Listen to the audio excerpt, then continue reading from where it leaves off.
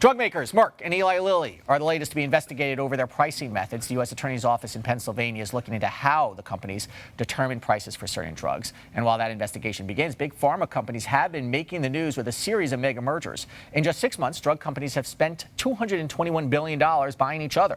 A lot of the mergers have been between biotech firms. So what's driving the deals?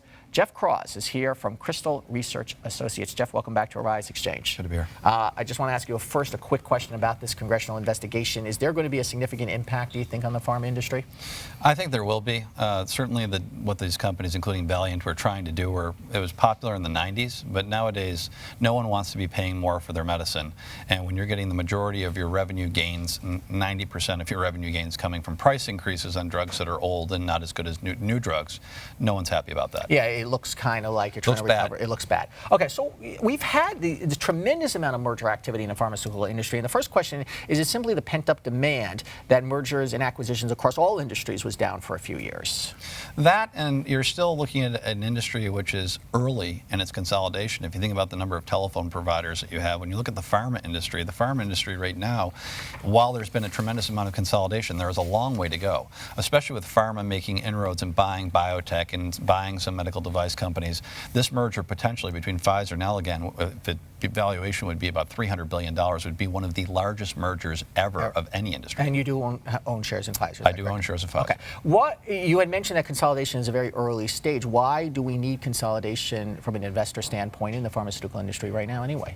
You need it for the enhancements that research and development bring.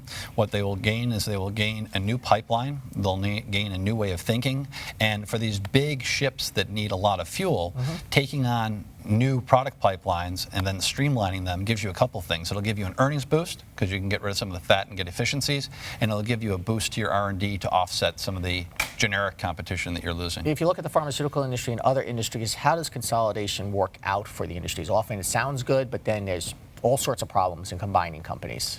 I agree. It's a one-off basis. A merger could be very good. A merger could be disastrous. You could lose your creative people, or you could actually get more efficient, and you could actually get more productive. It really is on a one-off basis. And when you look at the approach, is it because of this pipeline problem? Is it simply because we can't develop drugs ourselves, so we're going to look at the other companies that have them?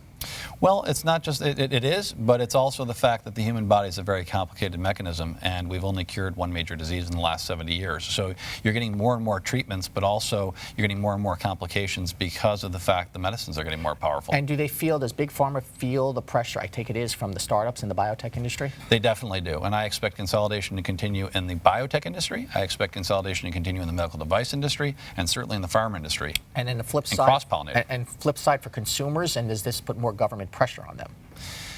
It'll put more government pressure on them, but I think it's actually net very good for consumers, because I think it will ultimately lead to a more productive pipeline. It will lead to greater efficiencies within the drug companies themselves, and it'll lead to better R&D. And possibly a back off of these price hikes now that there's some controversy. No one wants to be in that limelight. No. All right, Jeff Kraws, thank you so much. Very welcome.